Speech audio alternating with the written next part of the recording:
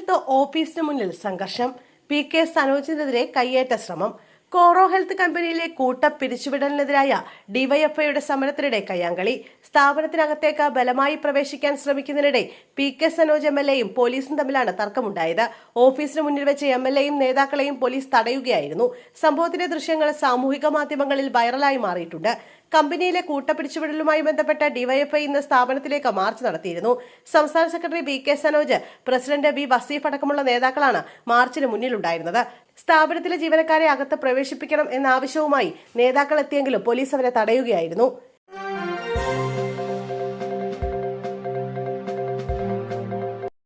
$7.32 കോടിക്ക് bleaching powder വാങ്ങിയെന്ന ആരോപണം. KMSCL-നെതിരെ അന്വേഷണം. നിർദ്ദേശം നൽകി K മുരളീധരൻ.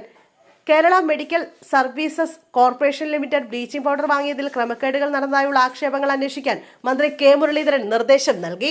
മാർച്ച് 11-നും മെയ് 6-നും ഇടയിൽ നടന്ന ബ്ലീച്ചിംഗ് പൗഡർ പർച്ചേസിലൂടെ $7.32 കോടി രൂപയുടെ അനാവശ്യ ചെലവുണ്ടായെന്ന മാധ്യമ വാർത്തകളുടെ പശ്ചാത്തലത്തിലാണ് മന്ത്രി K മുരളീധരൻ അന്വേഷണത്തിന് ആരോഗ്യവകുപ്പ് പ്രിൻസിപ്പൽ സെക്രട്ടറിക്ക് നിർദ്ദേശം നൽകിയത്. KMSCL സ്വീകരിച്ച സംഭരണ നടപടിക്രമങ്ങൾ ബാധകമായ ചട്ടങ്ങളും ടെൻഡർ വ്യവസ്ഥകളും പാലിച്ചിട്ടുണ്ടോ? ന്യായമായ വിലയ്ക്കാണോ വാങ്ങിയത്? വാങ്ങിയ ബ്ലീച്ചിംഗ് പൗഡറിന്റെ ഗുണനിലവാരവും ഉപയോഗവും സർക്കാരിന് എന്തെങ്കിലും സാമ്പത്തിക നഷ്ടം സംഭവിച്ചിട്ടുണ്ടോ എന്നിവയെല്ലാം അന്വേഷണ പരിധിയിൽ ഉൾപ്പെടുത്തണം. കണ്ടെത്തലുകളും തുടർ നടപടിക്കുള്ള ശുപാർശകളും ഉൾപ്പെടെ വിശദമായ അന്വേഷണ റിപ്പോർട്ട് ഒരാഴ്ചയ്ക്കുള്ളിൽ സമർപ്പിക്കാനാണ് നിർദ്ദേശം.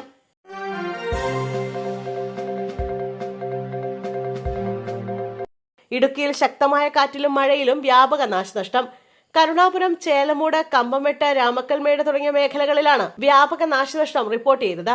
ശക്തമായ കാറ്റിൽ മരങ്ങൾ ഒടിഞ്ഞു വീണ് നിരവധി വീടുകൾക്ക് കേടുപാടുകൾ സംഭവിച്ചു. ജില്ലയിലെ പലയിടങ്ങളിൽ റോഡുകളിലേക്ക് മരങ്ങൾ ഒടിഞ്ഞു വീണ് വ്യാപക ഗതാഗത തടസ്സവും റിപ്പോർട്ട് ചെയ്തിട്ടുണ്ട്. ഇന്ന് വൈകിട്ട് 3:30ഓടെയാണ് ശക്തമായ കാറ്റുണ്ടായത്. കാറ്റിൽ വീടിന്റെ മേൽക്കൂര തകർന്നിട്ടുണ്ട്. കമ്പംമെട്ട് വള്ളിക്കാട്ട് ഷിജുവിന്റെ വീടിനാണ് നാശനഷ്ടമുണ്ടായത്. സംഭവ സമയത്ത് വീട്ടിൽ ആരുമില്ലാത്തതിനാൽ ആളപായമുണ്ടായില്ല. കാറ്റിൽ വീടിന്റെ ഷീറ്റുകൾ തകർന്നു വീഴുകയായിരുന്നു.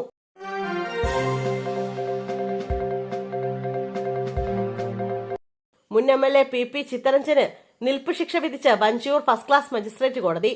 വഴിതടഞ്ഞ് പ്രകടനം നടത്തിയതിനാണ് ശിക്ഷ വിധിച്ചത്. രാവിലെ മുതൽ വൈകുന്നേരം വരെ PP ചിത്തരഞ്ജൻ കോടതി മുറിയിൽ നിന്നു.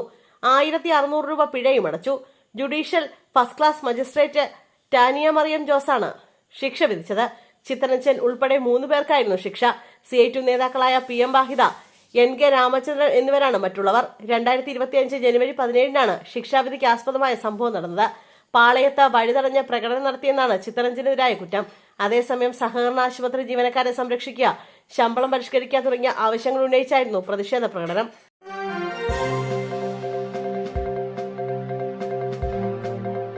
കടകംപള്ളി സുരേന്ദ്രനെതിരായ മാനനഷ്ട കേസിൽ തർക്കമുണ്ടെങ്കിൽ ഉടൻ ബോധിപ്പിക്കണമെന്ന് മുഖ്യമന്ത്രിക്ക് കോടതിയുടെ നിർദ്ദേശം.